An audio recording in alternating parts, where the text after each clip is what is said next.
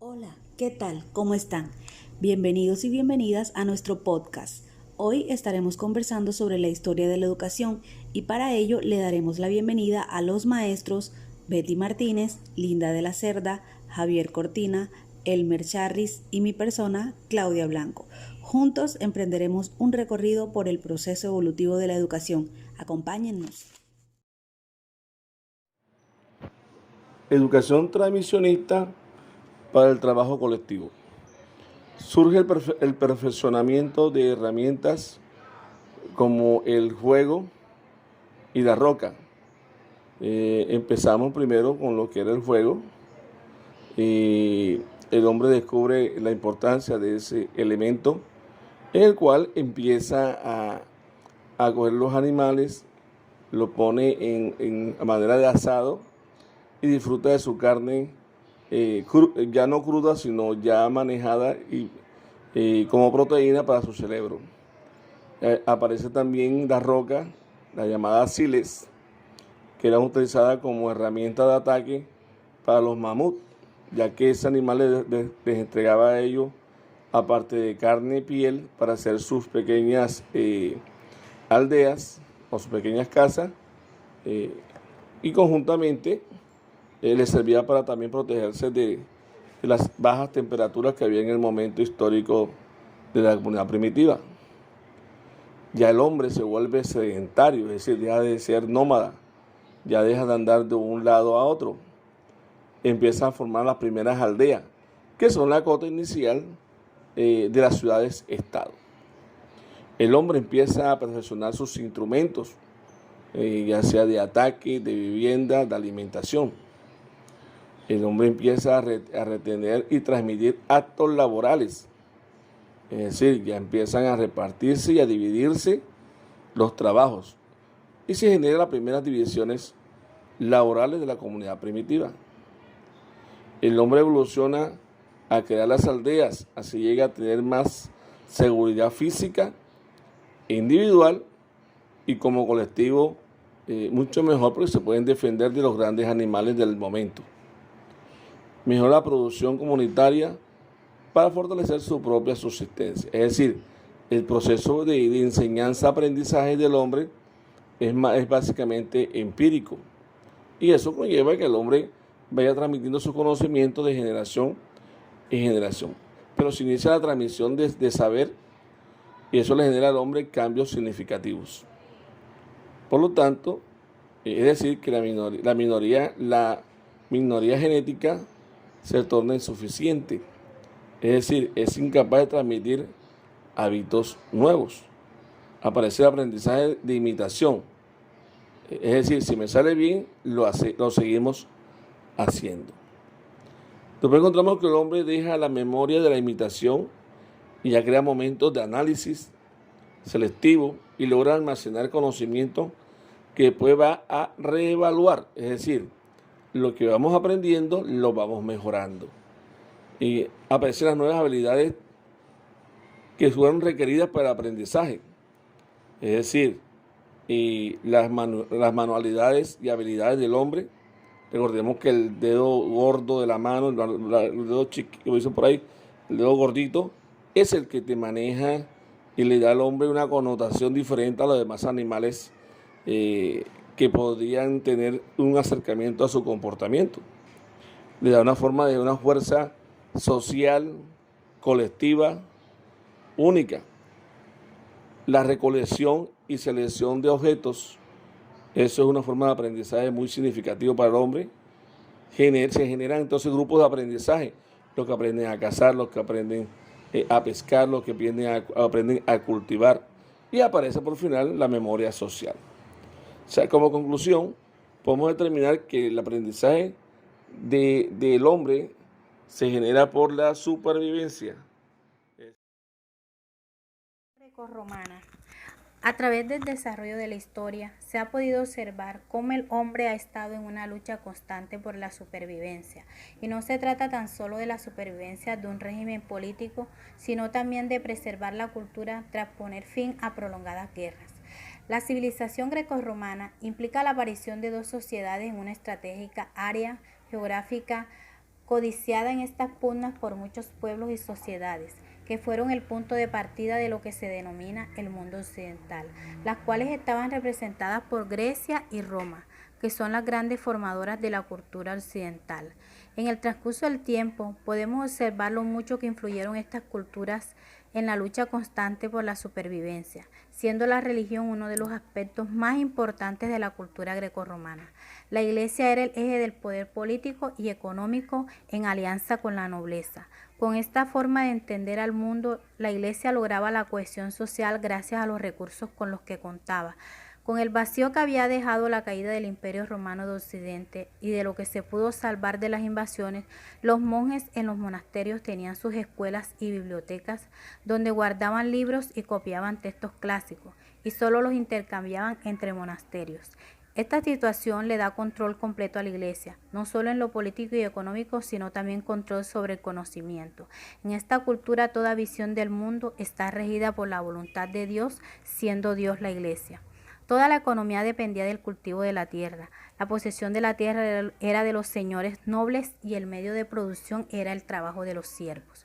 La época de esplendor de los griegos se considera como de los momentos con mayor auge de la cultura universal.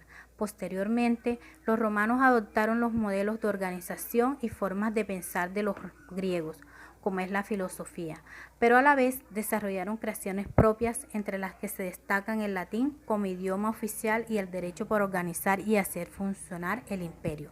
La gran importancia de la civilización grecorromana era una de las mayores influencias en la humanidad, iniciada por los griegos, quienes desarrollaron un pensamiento filosófico muy profundo y dejándonos huellas físicas de su cultura, como los templos y las grandes edificaciones que nos muestran el gran esplendor de esta época. Después de este gran esplendor, Grecia fue conquistada por Roma militarmente. Las bases de la cultura griega se extendieron por todo el mundo conocido, ya que los romanos, influenciados por los griegos, tomaron ideas de la cultura griega, reforzándolas y puliéndolas para dar origen a modelos propios para organizarse y distribuir el territorio, así como para construir las ciudades. El saber y la cultura dejan de ser patrimonio del clero y la nobleza para... Iniciamos nuestro recorrido por la Edad Media. Ubicación temporal. La Edad Media es el periodo comprendido entre el final de la Antigüedad y la caída del Imperio Romano de Occidente en el 476 después de Cristo y alcanza hasta el comienzo de la Edad Moderna con la caída de Constantinopla en 1453. Por lo tanto, se ubica entre el siglo V al XV. Clases sociales. La sociedad de la Edad Media estaba formada por tres grupos sociales: la nobleza, el clero y el campesinado. Pensamiento medieval.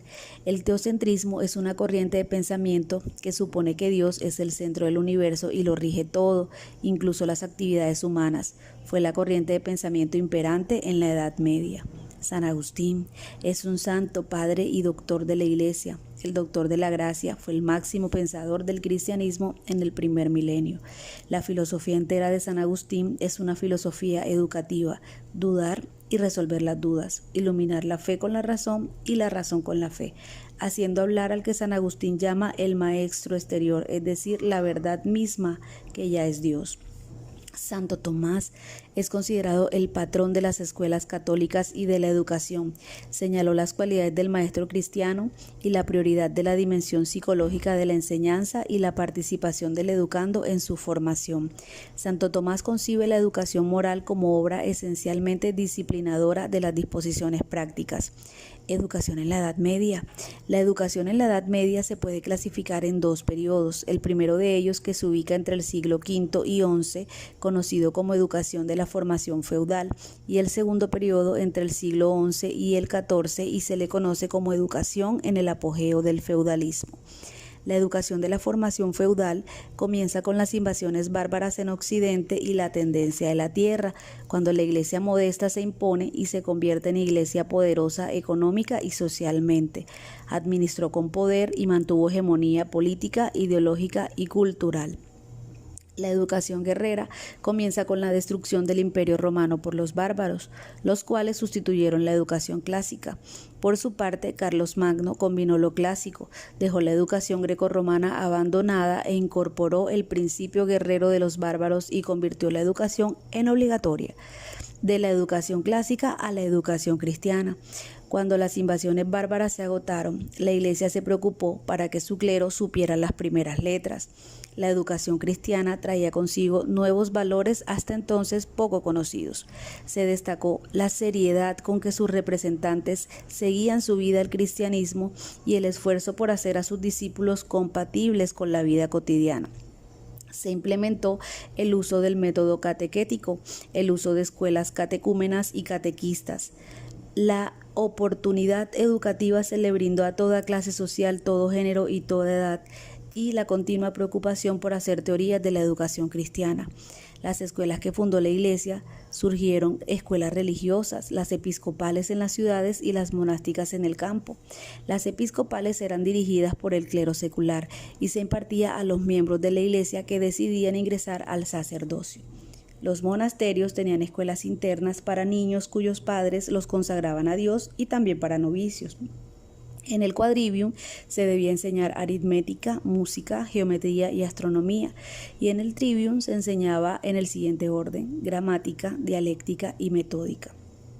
Con el ascenso y apogeo del feudalismo se consolidaron estratos sociales, se dio la conquista de nuevos territorios, el desarrollo demográfico y el surgimiento de la caballería. La educación gremial se constituye en la etapa final de la Edad Media. Era una educación dirigida a agremiados con orientación industrial y comercial, y en la educación caballeresca el objetivo era formar caballeros expertos en armas que protegieran a los fieles a Dios y a la Iglesia, al Señor y su dama, virtuosos y sin miedos. Bien, entramos a la participación de Francia en la historia de la educación. Encontramos que Francia económicamente se ve afectada por estar financiando las distintas guerras de ese momento. Entonces la nobleza es llamada a pagar impuestos, pero estos en su aire de grandeza dijeron que no y comenzaron a menospreciar a la burguesía y a la clase trabajadora. Estos se sublevaron viendo que eran mayoría, teniendo el poder económico, ya que tenían un pensamiento intelectual replanteándose el concepto de ciudadano de igualdad. El rey vetaba a los burgueses, pero estos asumieron la responsabilidad económica, y una disidencia de estos burgueses, llamados les sans-culottes, se tomaron a la Bastilla y la quemaron el 14 de julio de 1789. Los reyes fueron puestos presos y los acusaron de traición, ya que se creía que ellos estaban promoviendo una invasión a Francia. Ya por eso el rey se quemó, y quemada la Bastilla se da la etapa de la convención, donde se llegan a convenios para enfrentar las diferentes temáticas que aquejaba a Francia. A la luz de la enciclopedia Diderot y el contrato social, que fue semilla de la Ilustración. Francia se dividió entonces en dos grupos: los jacobinos y los girondinos. El pueblo representado por los jacobinos representan el extremismo revolucionario, querían cambiarlo todo. En cambio, los girondinos eran los comerciantes más burgueses, quienes buscaban el pro de la propiedad privada y la disminución de impuestos. Entonces Francia, como ya se sabía que iba a ser invadida por los vecinos, Jean-Paul Marat pasó a la guillotina al rey. El rey fue muerto, también Marat, y así sucesivamente todos fueron cayendo, ya que así era esa parte de la historia, terminando todo el mundo muerto porque no estaban de acuerdo los unos con los otros. Entonces la Revolución Francesa tuvo su máximo aporte con la Declaración de los Derechos Humanos y Ciudadanos, fruto de la Ilustración. Montesquieu, Voltaire y Hobbes. Montesquieu con sus conceptos de nación, ciudad y ciudadanos, Voltaire con la libertad de expresión y Hobbes con el concepto de igualdad. Fueron los máximos precursores de este movimiento. Hubo una base de la ciencia y la tecnología. El pensamiento entonces se traslada hacia el racionalismo y al empirismo, ratificando al cambio de la verdad que sería concebida por la ciencia y despegándose de los dogmas y explicaciones espirituales a todo lo sucedido. Los girondinos se hacen al poder generando la desigualdad social. Y entonces se da un golpe de Estado. ¿Por quién? Por Napoleón. Napoleón aparece siendo el dictador de este pueblo.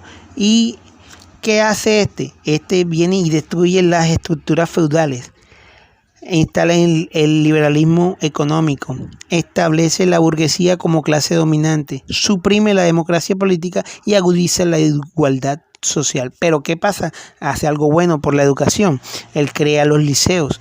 Él fue el que dijo que se educara a todo el pueblo para que conocieran sus derechos. Instituyó el bachillerato.